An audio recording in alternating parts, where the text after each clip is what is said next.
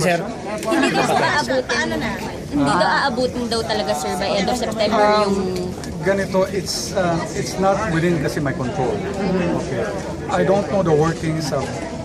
This is the first time that Section 71 is actually being invoked. It's not necessarily a law, but it's a resolution by Congress and Senate.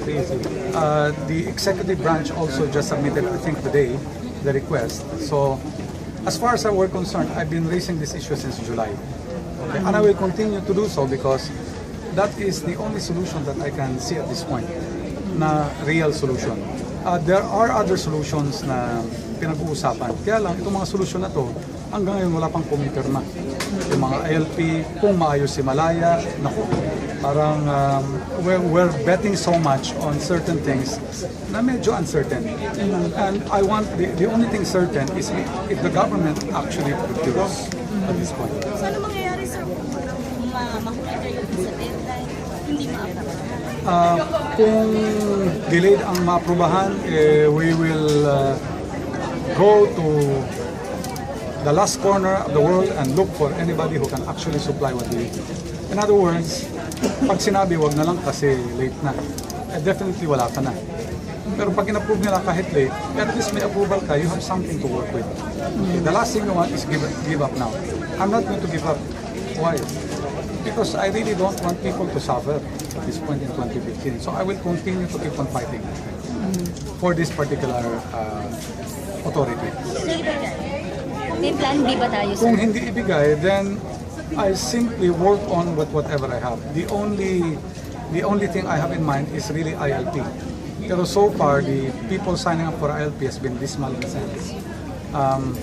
But we will continue working with them.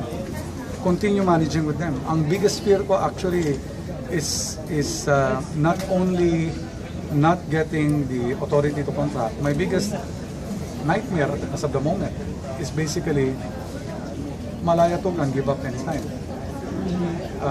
Kasi mayroon tayong dalawang Malaya, pareho to 300 malalaki. Yung isa hindi na tumatakbo.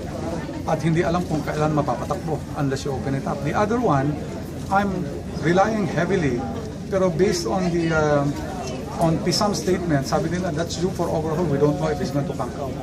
So it's a series of problems.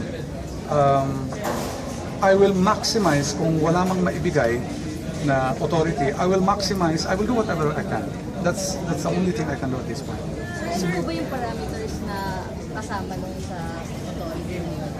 Ang parameters na kasama, perhaps yung executive lang hindi naging clear dito, but we'll give them all the info, is basically how many megawatts are going to be contracted. Okay. Number one, is it really just going to be contracted as in power plants? Or is contracting ILPs involved? Because para sa akin, all sorts of contracting. If we have to contract ILP, we will also contract ILP. And then siguro yung energy savings na merong konting penalty if people don't follow, so that we can also do demand side management. Hindi lang puro supply, pati yung demand side, pwede natin pababain. ECCP is working very hard, okay, with DOE in demand side management. But again, these are all voluntary. Kapag voluntary, medyo you hope for the best, but expect the worst if it's voluntary. Sir, what's your take on the rate of kalikasan issue?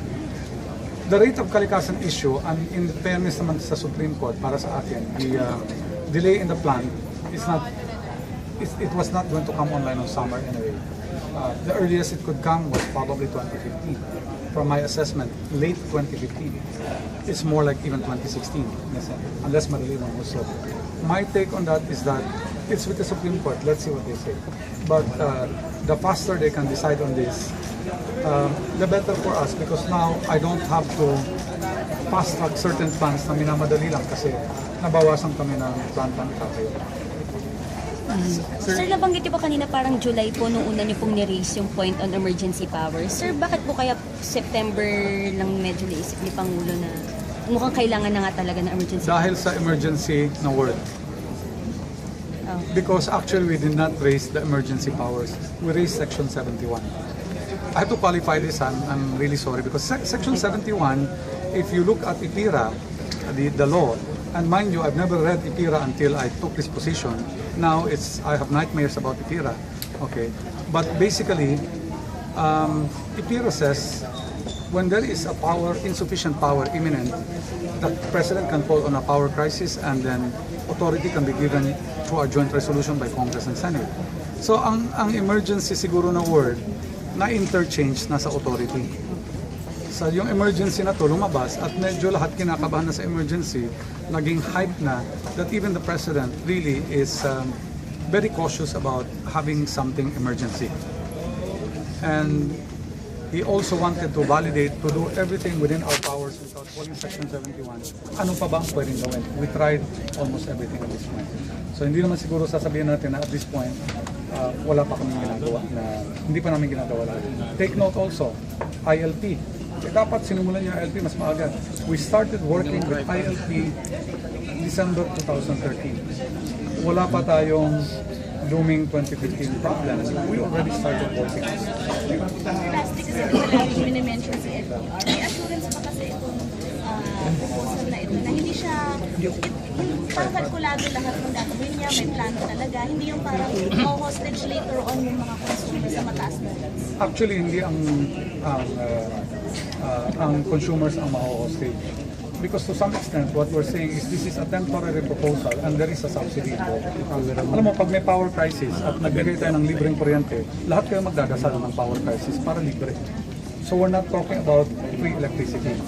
Pero naman, pag lahat naman chinarge sa inyo, kayo naman ay magagalit kasi napakataas. Because these are, take note, the most expensive plant to run are the easiest to install. The cheapest plant to run are the coal plants na 5 years ang pag-construct. Yung modular, pinakamadaling install, pinakamahal naman sa tatakbuhin. So, pati yung capacity niyan, ipapasa sa tao, kahit ako magre-reklamo. And that's why, sabi ko, let's meet somewhere in between, which is capacity, government, and then yung fuel prices based on market rates. Ibig sabihin, hindi naman issue-shoulder yung actual cost of generation, yung including capacity will not be charged to the people. Pero meron pa rin matcha-charge. Para siyang isa pang malaya. Para siyang isang malaya na hindi ka nagbabayad sa capacity fee. Ang binabayaran lang yun yung operation, which is I think fair. So we're looking at building a power plant or just renting it? We are, because I see this as a temporary lang naman ito eh. So I've actually, somebody said before at one point, may mga nagsabi na, yes, because we have a problem in 2015 and 2016, sabi ko, do you know something that I don't? Because ang nakikita ko, 2015 na. Pero sabi nila, insurance na rin for 2016. So sabi ko, I'll deal with 2015 at this point. It's temporary in nature. So, obviously, the easiest way to deal with temporary is to rent. However, if the rental is actually expensive to the point that it's cheaper to buy, then you buy it. It's a matter of economics at this point. Hindi pa natin nakikita yan, sir, sa ngayon. Meron na kami nakikita kasi ang problema namin, although we are soliciting quotes, not me, but Pisam, kasi si Pisam ang mangontrata nito. Kahit na anong sabihin ko, pag sinabi ni Pisam na malabo yan in our system, it won't take, hindi yan mangyayari. So, we're asking Pisam, ano ba ang mga options? At hindi sila makatodo ng negotiation then because they don't have the authority. They can only get tentative quotes. Puro nga tentative quotes ang hawak namin. Are there acquisition cheaper than rentals? There may be. There actually may be. And also, the recent, I've been explaining to people ang kailangan natin 600 megawatts, pero mukhang 300 na hanapan na natin. 300 na lang hinahanap natin. That changed a bit. Because 2 weeks ago, Pag-asa mentioned mild El Nino. So we're plugging it now. So ang kulang mo, tumaas ng konti, although may ILP rin na nag-sign up. So in my estimate, we still need to contract roughly around 300 megawatts. Even with 800. El Nino. Sir, 800. But the that's with 500, El I'm Nino. confident that the 500 can be sourced from various generating capacity. So 300 pa rin. Iniisa-isa na lang namin. Okay, hugot dito, hugot doon. Okay, and then we're looking at 500 na pwedeng ma-raise, so 300 na lang ang kakailangan. So sir, magkano yung magiging pagtaas kapag na-aprobahan na po yan? Magkano po yung ipapasa sa mga consumers? Market price. Magkano yung market price? It depends on which part of the market, no? All you have to do is look at the West End. Kasi market ito kasi hindi naman ipapasa ang buong cost ng generation. Yung capex hindi ipapasa. In other words, ang gagawin dito is that si Pisam magge-generate, ilalagay niya sa merkado. Okay, ibibid niya sa merkado. Kung ang bili nito is 20 pesos, ang gastos niya 14, kumita siya ng 6 pesos. Pero kung na-secondary ka naman, o di kaya 10 piso lang ang clearing, lugi ka ng 4 pesos. So it's market.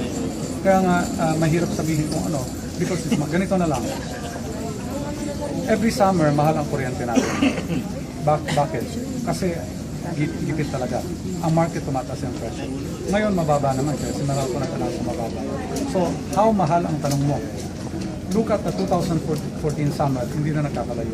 That's my expectation. Sabi kasi ni Senator, Parang kaya papalok sa ulo mo ito eh. Pag nag-modular ka, I'd say 15 to 20 kung babawin mo yung capex mo. Pero kung fuel and O&M lang, I'm looking at 13 to 14. 13 to 15. Yun. 13 Na modular, pag modular. Sir, sabi niyo po from 600, tumaas na po to 800 megawatts yung kailangan natin. Isasama niyo, i-revise niyo po ba yung... We've revised it already in our presentation. Okay po. So yung sa emergency power, sir, magiging 800 din ba? Or just 600 pa rin? Ang hinihingi naman natin is still ang neto lang. We're not asking for 600. We're asking for 300 in the original. Ngayon, 300 pa rin. Eh, akala ko nadadagan ng 200. Minahanap pa kami ng 200. So kayo na bahala dun, sir, sa addition. sir, clarification lang doon sa amount kung 60 na mention mo kanina. That is the cost of renting for 2 years. Bakit 2 years? 2015 lang naman kailangan natin to. Because ang mga rental companies, yun lang ang minimum. In fact, bakit hindi na lang yung mga mothball plants dito, ayusin natin patakbuhin. Pwede rin, pero ang kontrata nila 5 years. So, if there's somebody and we're looking for them who can offer a 6-month rental, we go for them. We're open to that. So these are actually based on what is out there in the market. At bagamat ako'y, I don't want to send panic to everybody. Alam mo itong mga upahan natin, hindi ito available lahat at any time. Bakit? Ang Papua New Guinea, medyo namamblema sila. South Africa namamblema. They're all getting these rentals. So sinasabi namin, bigyan mo sa amin. After September, end of September, huwag muna naman pamigay yan. Kakadalawa na That's also what we're telling the rental companies. These are not local. These are international companies. At isang safeguard na gusto namin gawin dito is that kung ano ang kontrata nila sa ibang bansa, gusto namin kunin, dapat hindi tayo kakalayo. Meron na kayo Pisang will decide on this rather than the others because they're the contracting party. But they have all the info. Well, they're getting more info kung meron pa. Again, I will repeat, in as much as I don't want to contract, honestly, okay, karagdagan sakit sa ulo yan mga kontrata. However, on the other hand, the alternative is to do nothing, which is even a bigger sin at this point. So, we simply have to act no matter kung ano man ang sasabihin ng iba, nasasang-ayon at kukontra. The point is, we have a problem, we're addressing it, and we will continue to find ways to address it, with or without the granting of the authority. Thank you, sir. All right.